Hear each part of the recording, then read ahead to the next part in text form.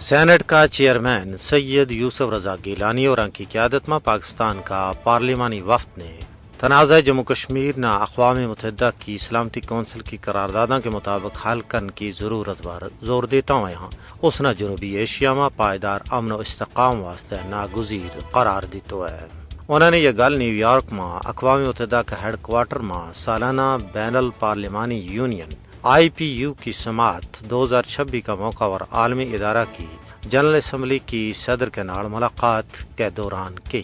سید یوسف رضا گیلانی اور آنے کی ہوئے کہ ایک پاس جموں کشمیر تو متعلق اقوام متحدہ کی سلامتی کونسل کی قراردادوں پر عمل درآمد نہیں ہوا اور دوسرے پاس بھارت نے 37 معاہدہ نہ یک طرفہ طور پر روک مزید عدم استحکام پیدا کرنے والا اقدامات کیا ہے۔ انہوں نے کہا کہ یہ غیر قانونی اقدام معاہدہ کی دفعات اور روایتی بین الاقوامی قوانین کے قائم کردہ اصولوں کی کھلی خلاف ورزی ہے۔ انہوں نے کہا کہ اس طرح کے اقدامات نال 24 کروڑ تو زیادہ پاکستانیوں کی زندگی اور معاش نہ خطروں لاحق ہے اور اس نال ایک خطرناک مثال قائم ہوئی ہے، خاص طور پر ایسا ویلا ہے جب موسمیاتی تبدیلی اور پانی کی کمی تعاون اور بین الاقوامی معاہدوں کو سخت احترام کو تقاضا کرے۔ یوسف رضا گیلانی اور نے TTP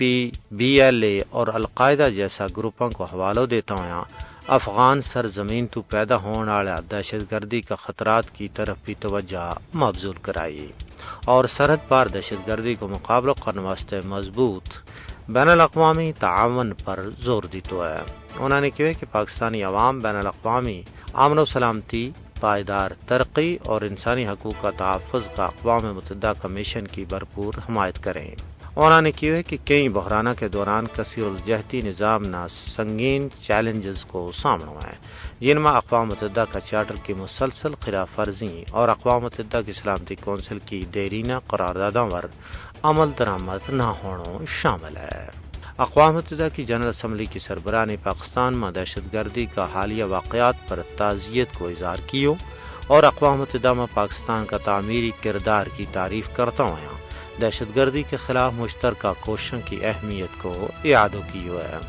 ملاقات کا موقع پر سینیٹر سلیم، سینیٹر فاروق H نائک، سینیٹر محمد عبد القادر اور سینیٹر سید فیصل علی سبزواری بھی موجود تھا۔